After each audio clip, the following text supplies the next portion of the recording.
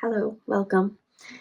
I opened my Etsy shop exactly 7 years ago, and I sell sewing patterns so that people can make memory bears out of their loved ones' clothing. And for the first time in 7 years, I have to make my own memory bear. And that's because I lost my dad last week. So I thought I'd bring you along for the journey.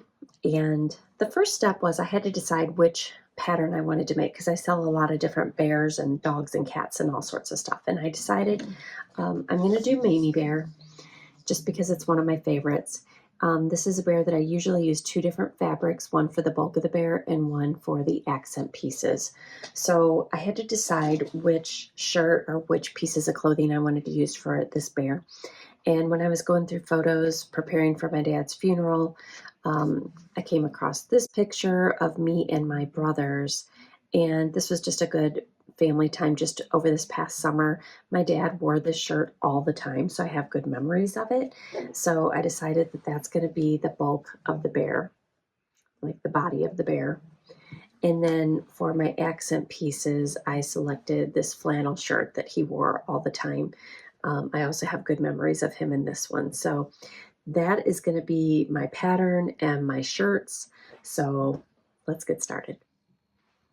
Before I cut into this, I'm just taking a look at my fabrics here. This white shirt, it's particularly thin and it's a little bit stretchier than I like to work with. So I'm going to add a lightweight iron-on interfacing just to give this a little bit of stability and make it so it's not quite so sheer or see-through.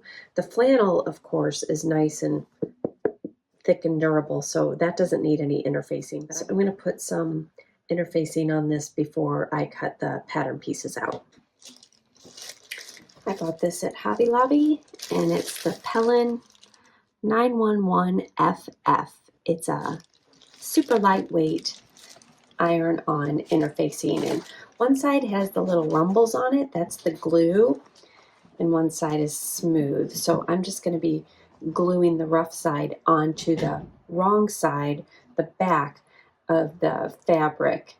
I'll iron that on before I cut out my pattern pieces. And while you watch me iron, I should probably let you know this is not a tutorial. I do have a full tutorial on how to make Mamie Bear, and I will link that in the description below. But this is just going to be my journey to make my own memory bear.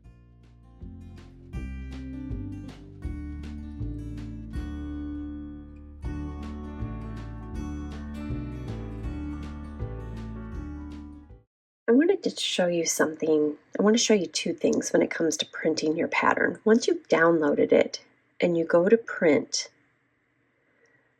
a lot of printers automatically default to something like this where it says scale to fit, which means it's going to adjust every one of these pattern pieces to fit the page the best. And you do not want it to do that.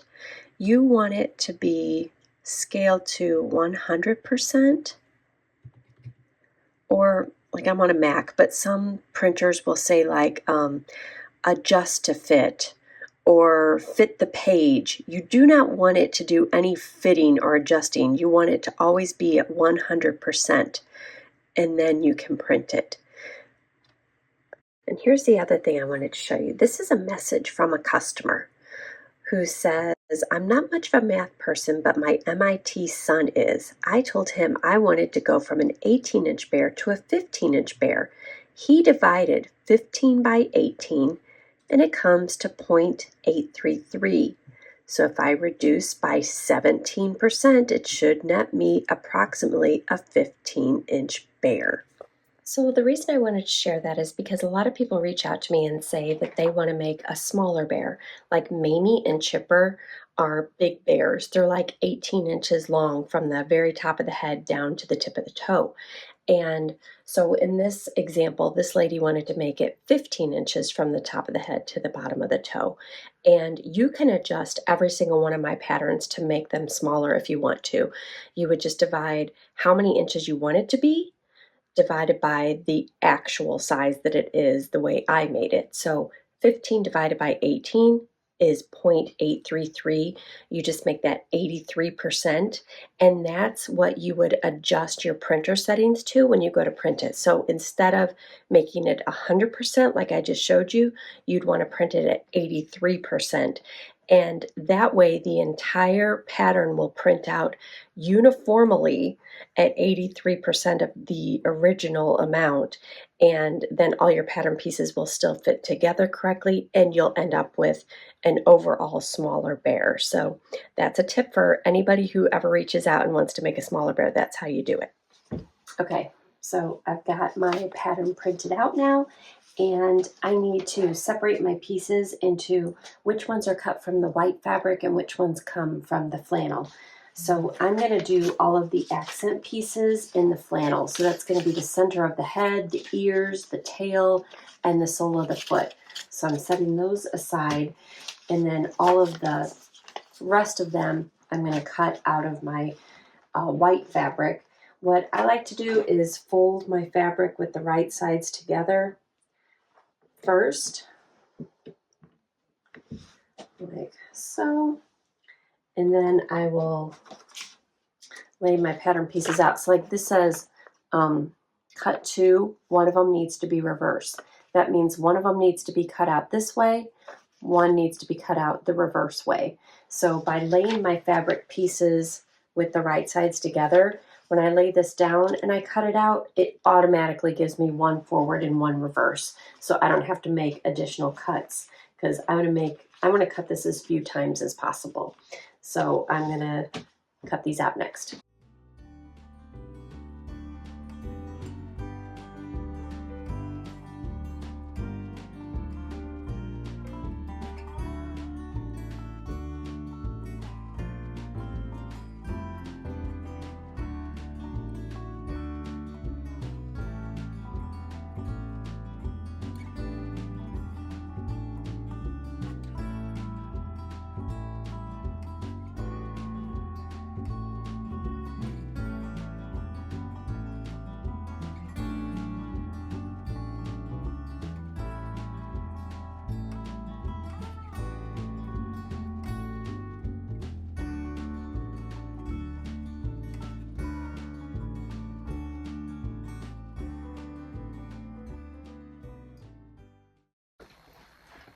I have a lot of little nieces and nephews that could potentially be around this memory bear. So I want to make sure it's very safe for small children.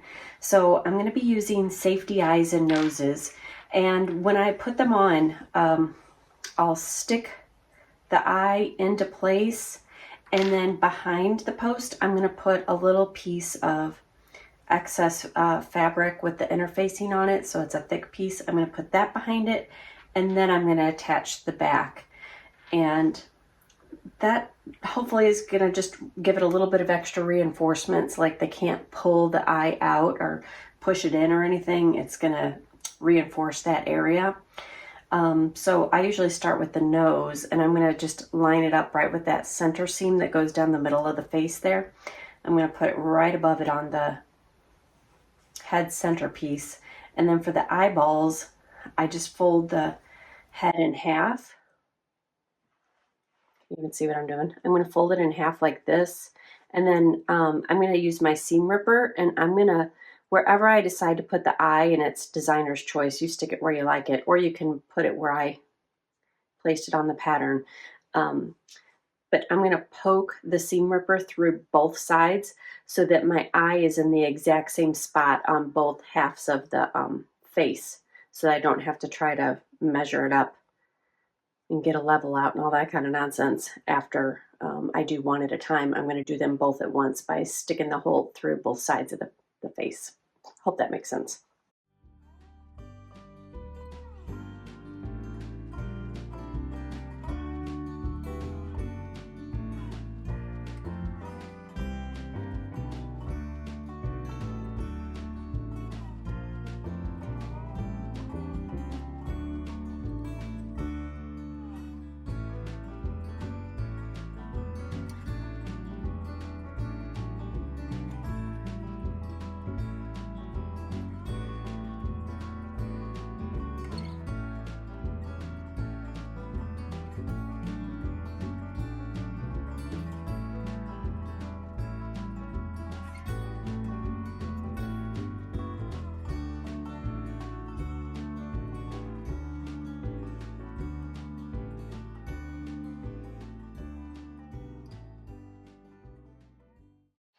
Another thing that I'm going to do, because this is a bear that's going to be around children, is when I'm working on things like the tail, when I sew that in between the two back pieces, I'm going to sew over it a couple of times just to really reinforce it and make it so that a kiddo can't like pull the tail off the bear. I also did that with the ears, and I failed to show you that I went over those a couple of times so that they won't be able to be ripped off easily.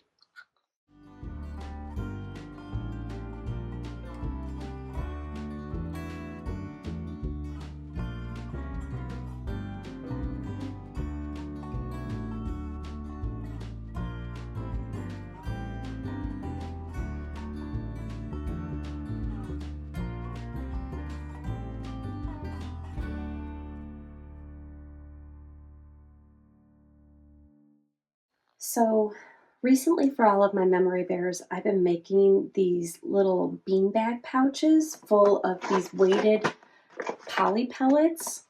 I buy mine just on Amazon. I can put it in the description below. But I just make a little pouch made from my leftover fabric, and then I'm going to pour the poly pellets in, and then I'm just going to sew the top closed. And people have asked me like how what the weight is or how many ounces of this I put in. I really have no idea. I'm just making a pouch that I think will be able to fit into the back of the bear in the stuffing hole. And I really just want it to put on the bottom of the bear so that it sits up nicely and it doesn't fall over.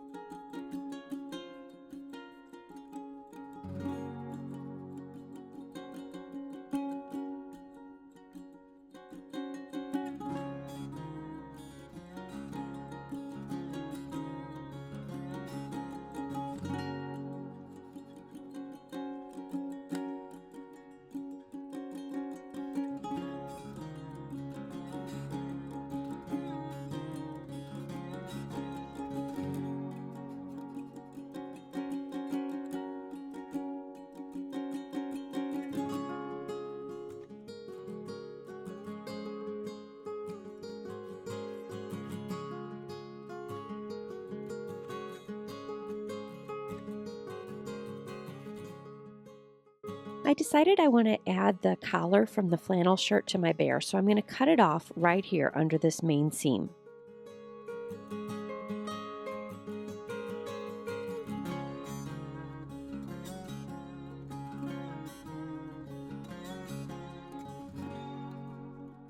Then I'm going to put the collar around the neck of the bear so that I can get the correct fit and I'll know how much I have to cut off.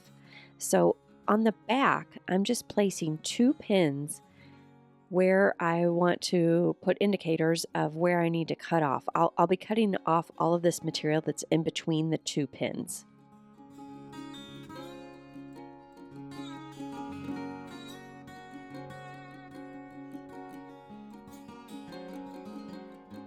So once I cut out that excess material in the center of the collar, I'm going to place it back together with the right sides together, and I'm going to sew it, and that seam will end up being pretty much seamless, and it will be right down the center of the back of the new collar.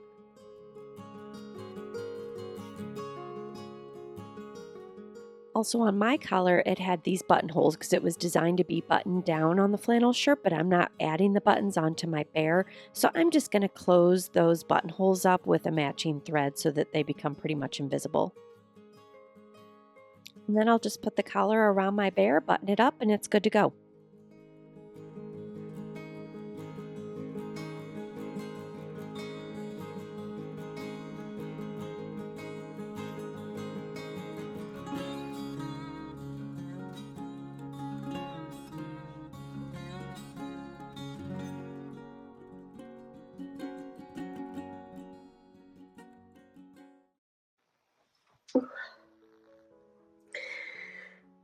I just gave it a test drive and got me kind of emotional. So here's my little memory bear. little patch on the butt. It says stitched with love. I put the weighted beads in it so it's nice and hefty. I can hold it. I love it.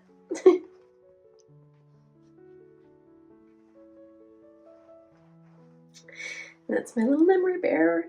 So thanks for coming along. Woo! I gotta go.